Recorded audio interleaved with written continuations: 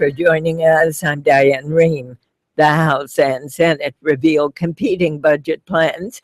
A congressional stalemate stalls the confirmation of Loretta Lynch, and the Federal Reserve signals it may raise interest rates later this year. Joining me for the domestic hour of the Friday News Roundup, Ed O'Keefe of the Washington Post, Amy Walter of the Cook Political Report, and Jeff Mason of Reuters. And don't forget, you can watch this hour of the Friday News Roundup. We're streaming at drshow.org. Watch live. You can also call us 800-433-8850. Send an email to drshow@wamu.org. Follow us on Facebook or send us a tweet. Happy spring, everybody. Good to be with you. You too, Diane. Good morning. Good morning. And with your pink tie. Thank you very much. Absolutely great. Have to think optimistically. Absolutely. Even though it's snowing outside here in Washington and in the Washington area. So, Ed O'Keefe, we've got competing budget plans, one from House and Senate, which are competing between themselves, and then you've got the White House plan. So how is this going to move forward? Well, it all depends on the Republicans at this point. You made the point that it's really almost three plans, because you've got a House version, you've got a Senate version, and then you got the president sitting on the sidelines going, I don't like either of these ideas. There's a lot of expectation on Republicans that they will get a budget passed this year. But this week suggests it's going to be awfully hard, if perhaps not at all possible, to get it done. The reason is essentially a fight between military hawks in the Republican ranks and deficit hawks, those that are worried about how much money is actually getting spent. Basically, either the GOP plans cuts about $5 trillion over the next decade, mostly by cutting domestic programs. And you've got competing ideas on how exactly defense spending should go. Remember the 2011 budget deal that set the caps that we've been living under ever since? 2016's budget's supposed to be about $523 billion. The president asked for $38 billion above that cap. Some Republicans are asking for as much as $94 billion above that cap. How that would happen is basically the crux of the disagreement, and the one that could make it very difficult next week for the House and Senate to pass their budget plans. So, Amy, you got on the one hand the military hawks, you've got on the other hand the White House saying you cannot keep cutting these expenditures for the middle class. Right. I mean, this is what the president ran on in 2012. And we've heard about the Ryan budget now in just about every congressional campaign, presidential campaign, since Paul Ryan unveiled it in 2010. And this has been sort of a staple of Democratic attacks, which is, Republicans say they want to balance the budget, they want to cut the deficit, but they're looking to the wrong places. Now, the other difference between the Senate plan and the House plan, and this is another intra-party divide here among Republicans, is what to do about entitlement spending, right? That's the biggest driver of the deficit. Huge. We all know that. Yeah. Now, what Democrats say is not only do Republicans cut discretionary spending, that is supposed to be the social safety net, but also the entitlement social safety net, turning the Medicare program into what they call a voucher-like program. The Senate budget plan doesn't do that. And what you hear a lot of Republicans saying is we have to talk about entitlements. A lot of Republicans, especially those, let's say, I don't know, running for president in 2016, for example, if just throwing out an example, don't want to talk about reforming either Social Security or Medicare right before a big election. I think it's important to note in any discussion about the budget, particularly with the parties that we're talking about, the White House and Congress, about the theater involved. And the fact that a budget actually hasn't been passed in ages, and the fact that it's an opportunity for both sides to talk about what they care about, but in the end, nothing may get passed at all. Nothing? Simply a continuing resolution. Exactly, to keep the government running, and they fall back on that. But it's not, of course, it's very big. It's particularly important for candidates, as Amy said, and others who are running for re-election, which is everyone in this town, essentially, except for the president, to showcase their values. And the president's budget was also an opportunity for him to sort of showcase what he wants to do with the rest of his term. But at the end of the day, a lot of this comes down to theater. Well, and I remember sitting down right before the 2014 election, talking to a number of congressional Republicans saying, what would it matter if you all were in the majority? What would change? And I said, the most important thing we can do to show that we can govern is to pass a budget. That's what we're going to do. We will show everybody who thinks we can't run this town that we can do it. And now look what's happening. And the problem is that each chamber is supposed to spend next week, right before the Easter break, doing this. But again, that deficit hawk versus military hawk fight might rob Republicans of getting the votes needed, because Democrats have said, we are not voting for these things no matter what. We don't like them. It's all on the backs of Republicans. So this year, if there's no budget, or if the budget process stalls all the way to the end of the fiscal year, it's totally on the backs of Republicans. And that becomes a real problem for them. And it's they already know it. And they know it. And presidential candidates know it. I would note that Scott Walker and Jeb Bush, who've been out there for the last few weeks, repeatedly say the number one thing Washington can do is return to regular order, pass a budget. That's a way of distinguishing themselves from the 3 or 4 lawmakers who are running for president, Marco Rubio, Rand Paul, and Ted Cruz, and saying, I'm not of that town. I want to come in there and fix things up. And you've been spending time with Jeb Bush. Have you heard precisely those words? He says repeatedly in every appearance he makes, it becomes the answer to almost every question he has, that Washington needs to return to regular order. Just pass a budget. Just pass a budget, darn it, he says over and over again.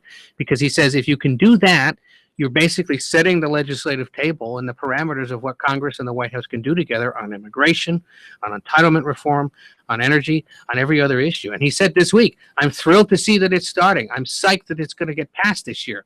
He may be disappointed. And if that's the case, well, he can say, oh, well, I said they should. They had an opportunity to do it. They squandered it. How about you elect me instead? I'll go to Washington and make sure they do it. How can any Republican or Democratic candidate change the tenor of Washington? That is the question to be answered over the next 19 months as we near that next election. But I think that's one of the major things that people want to know as they meet these candidates, for sure. So you, Jeff, are probably not alone in thinking there may be nothing except a continuing resolution. I think that's probably true. And I think it's also interesting to see how the White House is reacting this week, just as Republicans were fighting over their own versions. As we've been talking about, the president went to Cleveland and said, I take some credit for the economy. And Should he also get it? Right, well, that's a good question. I think reasonable people will disagree on that, but his policies have certainly helped the economy get to where it is today, for sure. Amy, do you agree? Well, I'm glad you brought that up. The Wall Street Journal NBC poll that came out this week actually asked that question. It said, if the economy, what describes your views of the economy during Obama's presidency? 47% say the economy's improved, and I give Obama some credit for it, which is actually higher than people gave to Bill Clinton back in the mid to late 90s. 21% say, yeah, I think the economy's gotten better. I don't give Obama credit. And then 31% say it hasn't improved. Now, what's interesting, that 31% is actually a lot lower than it was a year ago. It was 41% saying, I don't think the economy's improved at all. So people are seeing the economy improving. They're giving Obama credit. Here's the difference. They're not feeling any more optimistic that things are going to be better next year. In other words, they say, yeah, it's gotten better since 2009, but I don't know that things are going to get better next year. Only half of Americans say, I'm optimistic that things are going to get better. Here's the thing.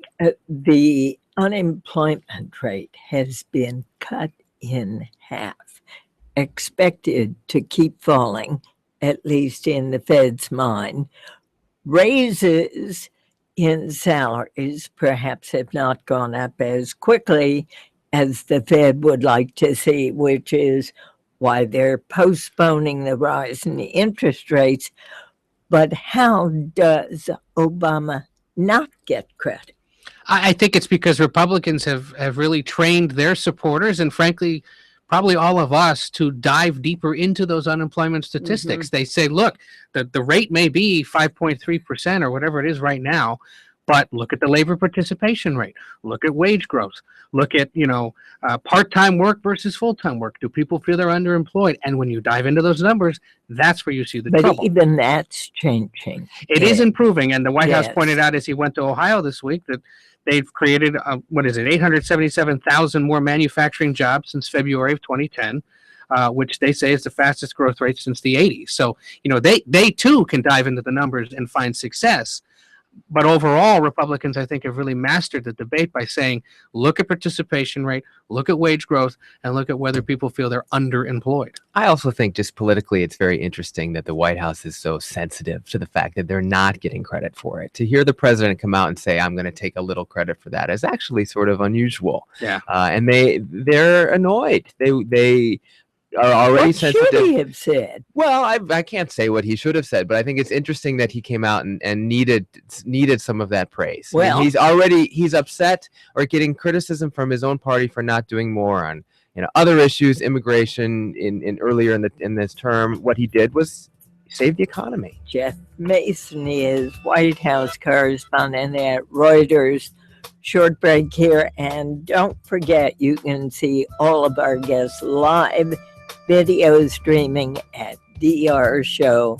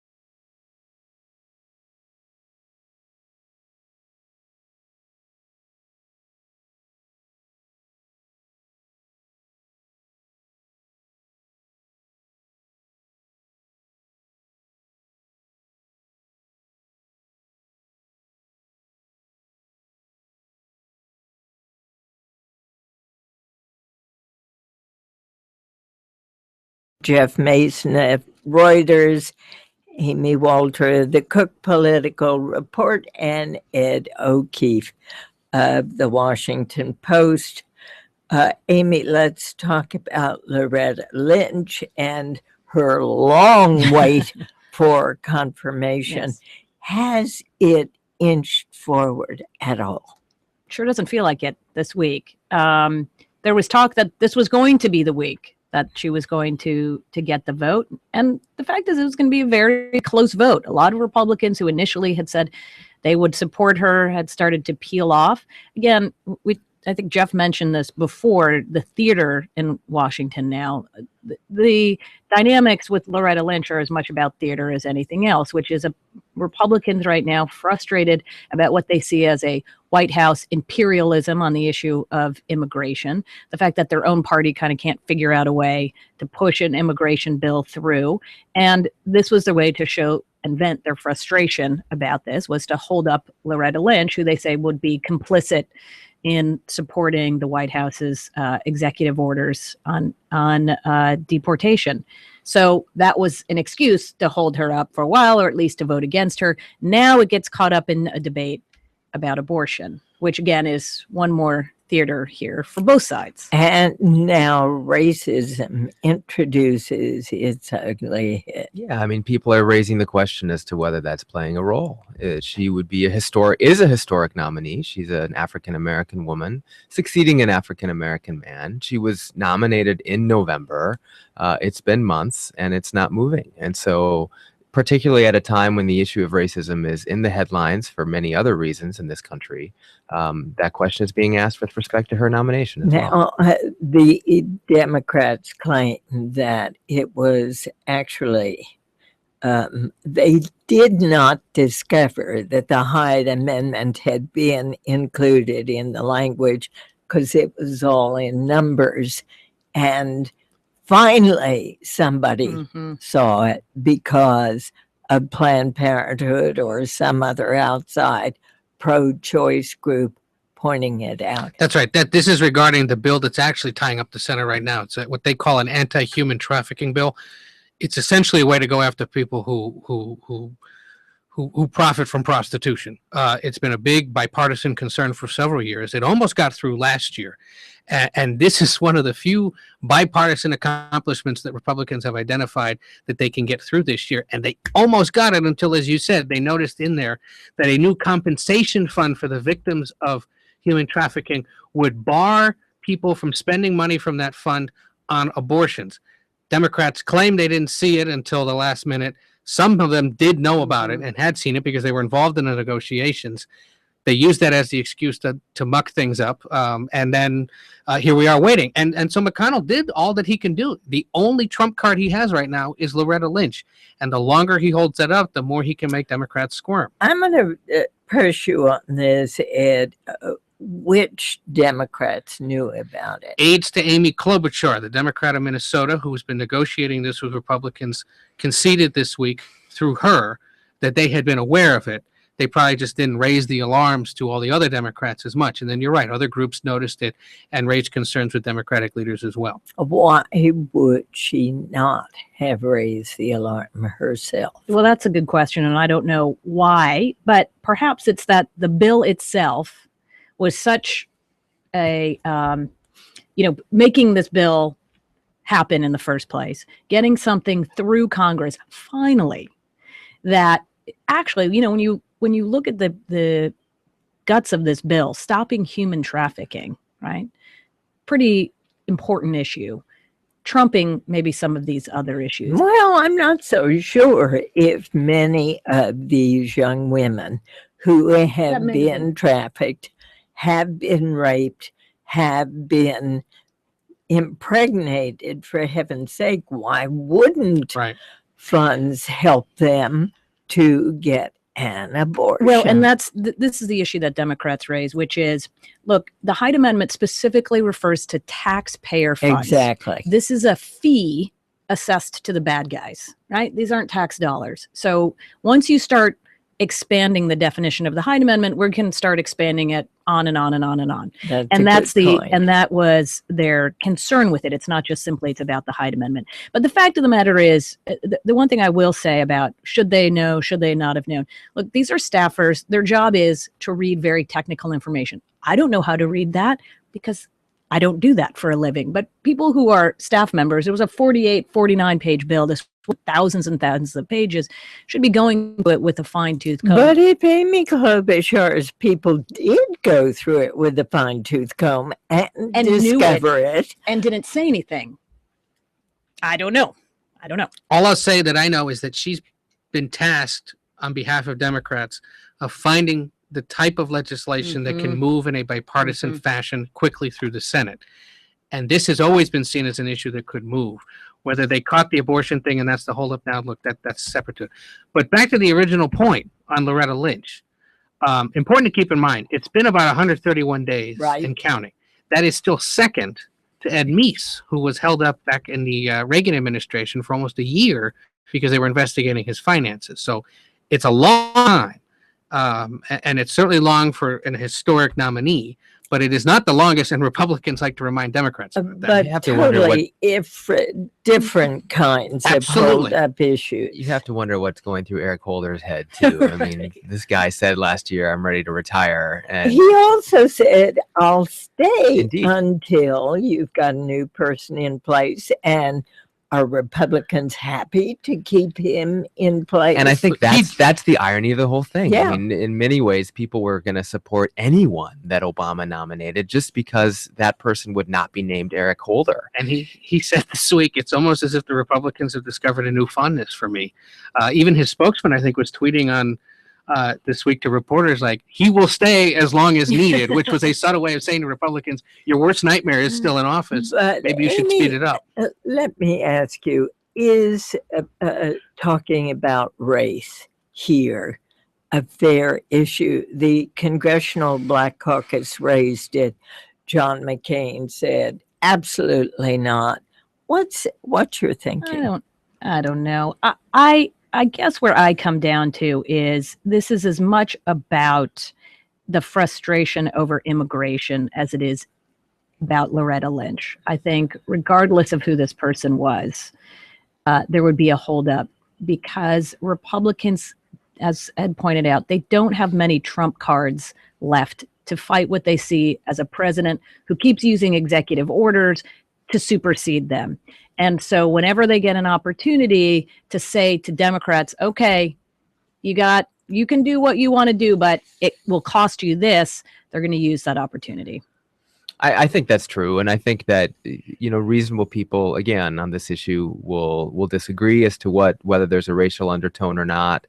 But at the end of the day, it really comes down to the issue of immigration, which, let's be honest, also has racial undertones. But in this case, it's about policy, and it's about what I don't think Republicans are doing. I guess I'll push back even harder. I do not think that Republicans are using race as an issue. All right, and it was Dick Durbin, the Democrat of Illinois, who said that Lynch is being asked to quote in the back of the bus. Right. Within hours, Senate Republicans pushed back and said, that's funny because you're the guy who voted against Condoleezza Rice for Secretary of State right around the 40th anniversary of the Bloody Sunday marches. So if you want to call a spade, we're more than happy to do that. All right, let's talk about the White House Secret Service, which seems to be having continuing problems. Never a dull moment. Never a dull service moment in the White House. The latest is that the new director, Joe Clancy, was testifying this week and was really grilled by Congress or by lawmakers for an incident in which two Secret Service members approached the White House in a car and hit a security barrier and may have been intoxicated.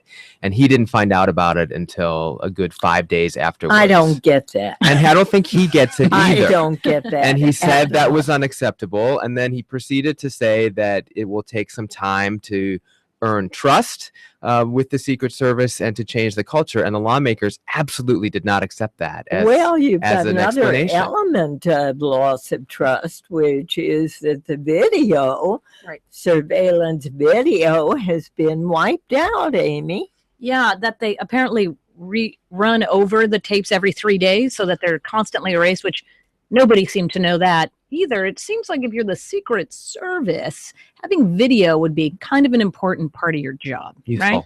Yeah. Now, maybe they archive it somewhere else before they erase it, but it doesn't sound like that. Either. I don't know. It is one thing for the press to kind of stand back and say, oh, isn't this ridiculous? Isn't this funny? But for heaven's sake, the safety of the President of the United States is at stake with people jumping over fences, going through unlocked doors.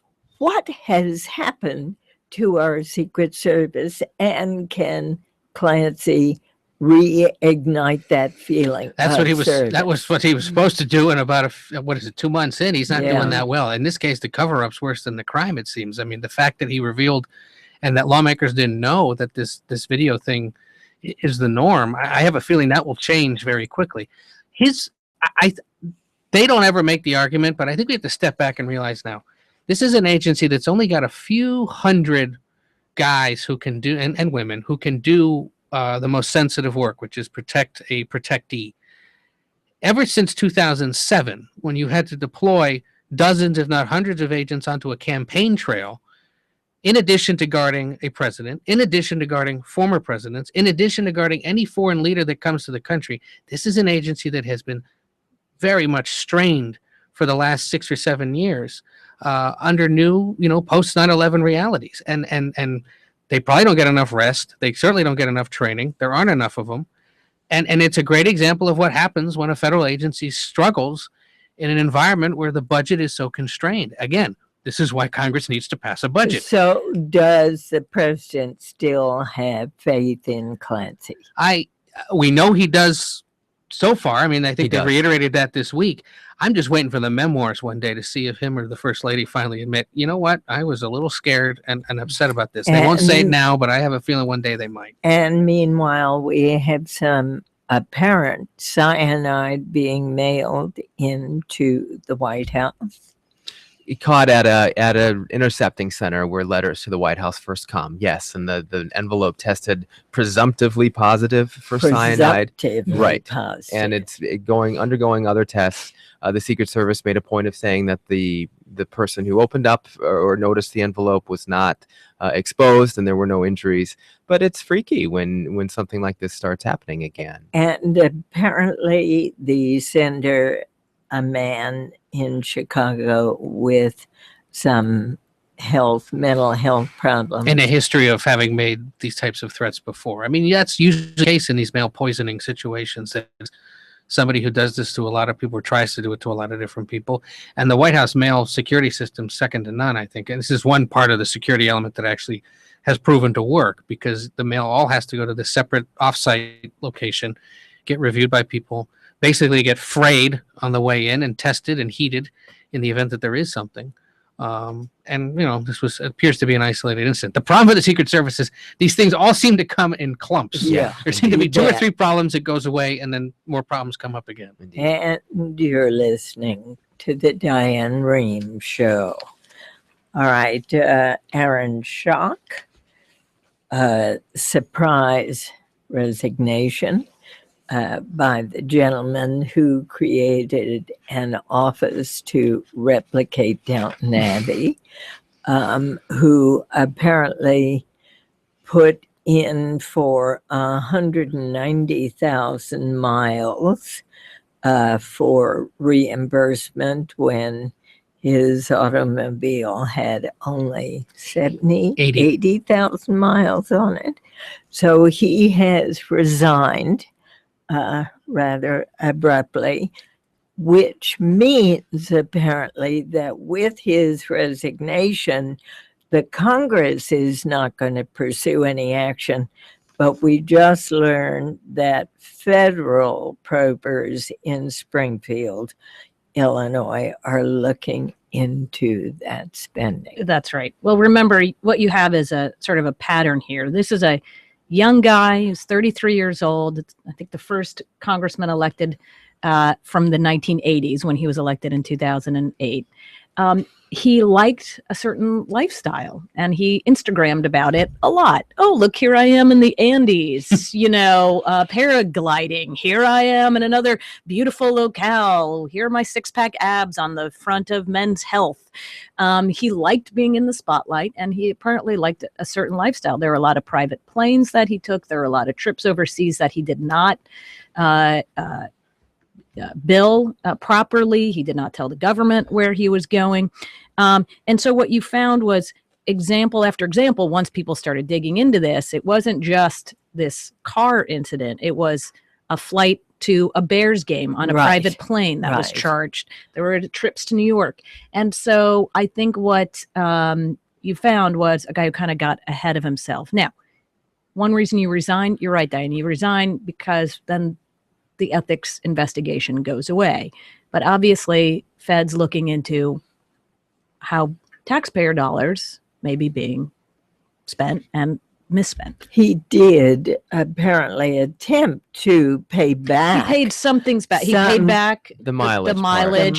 He paid back some of the flights. Right. Yeah. But here's the question. When, as you say, a young man, a young woman coming into Congress for the first time, what kinds of heads up do they get about what they can and cannot do, or should and should not do? Well, The American public would I get heads up about what I should. They not come to do. Washington for new member orientation. Amy, you know this well, and they have days worth of training sessions, and it includes a review of the ethics rules. Whether everyone shows up and listens is another thing, but they definitely provide them with the guidance, and the parties do a good job of reminding people. You have to be very careful.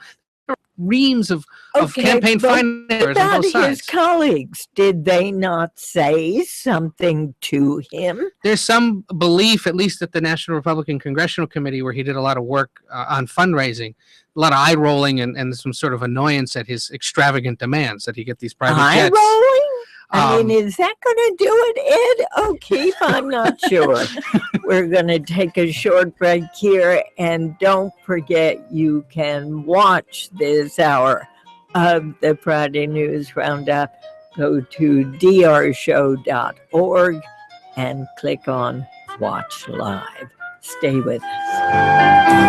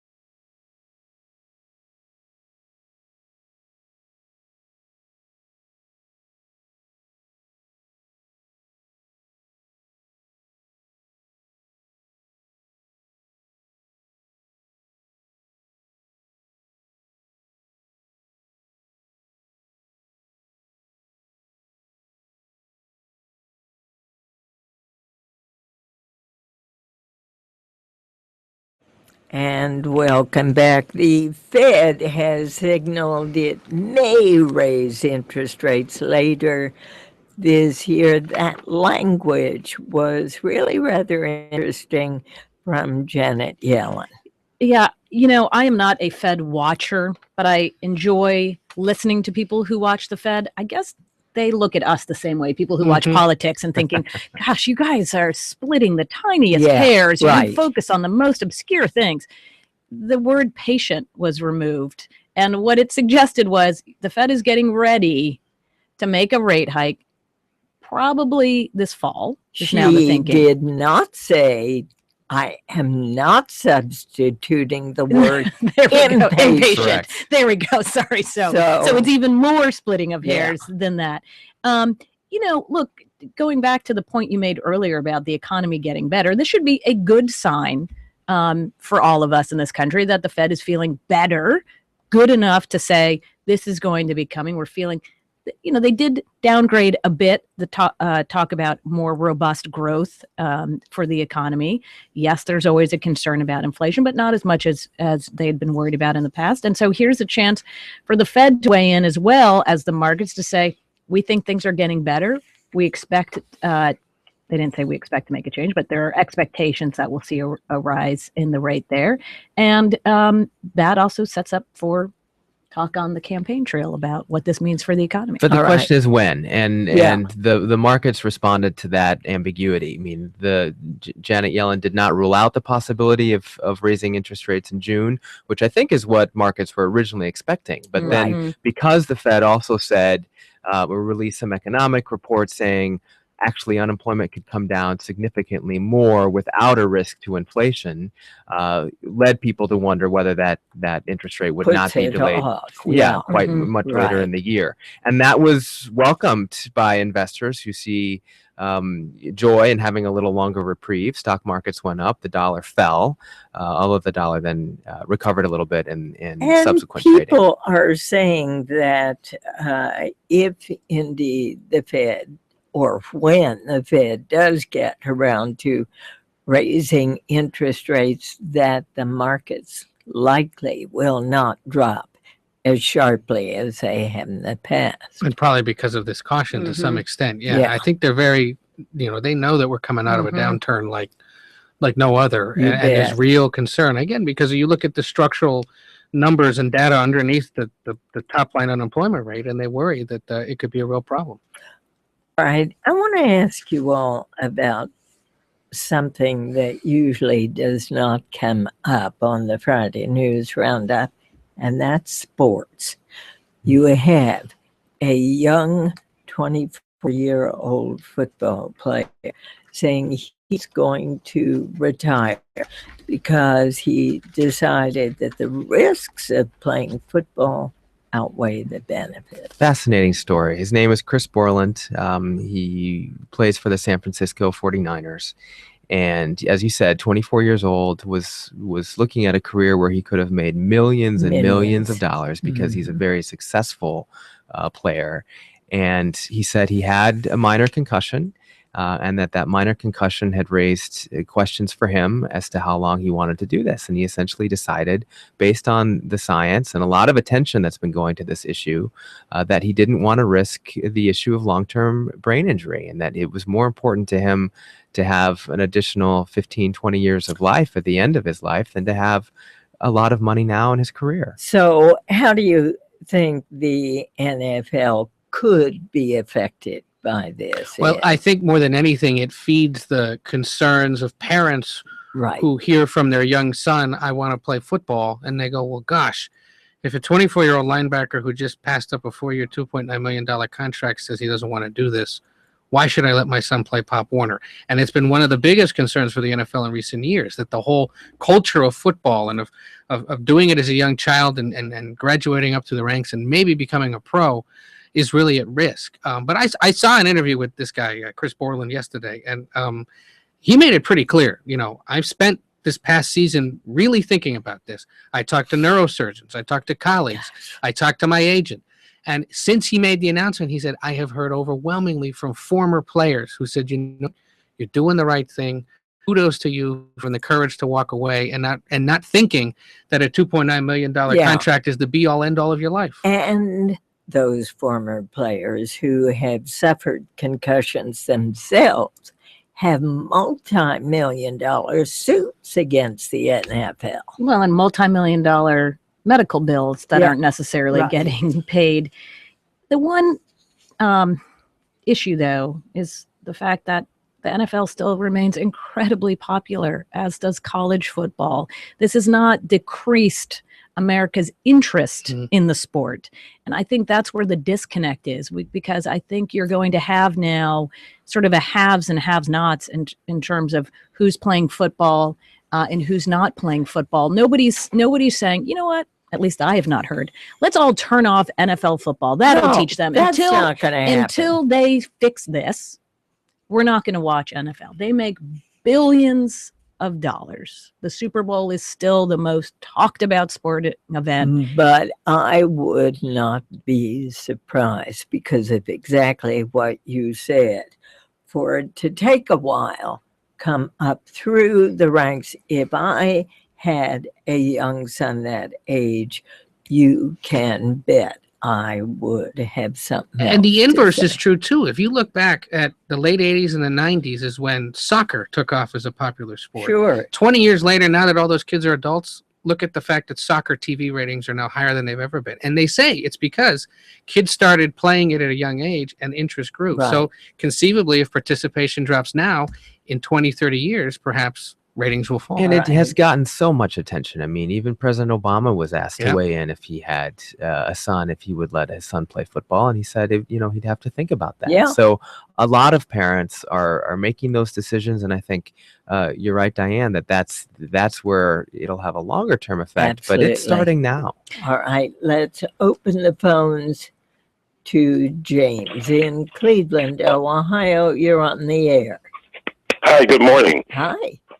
One, Diane, love your show. And real quick, for what you just spoke on, you actually had a very informative show on that late last year, I believe, or mid last year. Yes, we did. But I wanted the panel to assess the economy the last 5 years.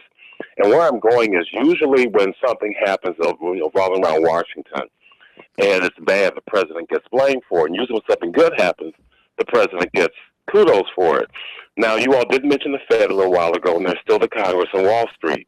So if I could get the three panelists' assessment of the last 5 years and why the president should or shouldn't get credit for the economy. Yeah. All Go right. ahead. Well, so there are a lot of factors that go into an economic downturn and an economic upturn, for sure. The president has said many times that when he came into office, he was surprised at how bad it was, and that's one reason that he chose to focus as much time on the economy as he did, instead of some of the other policy areas that he'd made promises about in his campaign. So the administration took a lot of steps. Some of them were very controversial. Well, you got to say he also took a lot of heat for those. For sure. steps. And I was just going to say, one of those was the stimulus that they introduced at the very beginning of his term. Many within his administration would have liked that stimulus to have been significantly bigger. Right.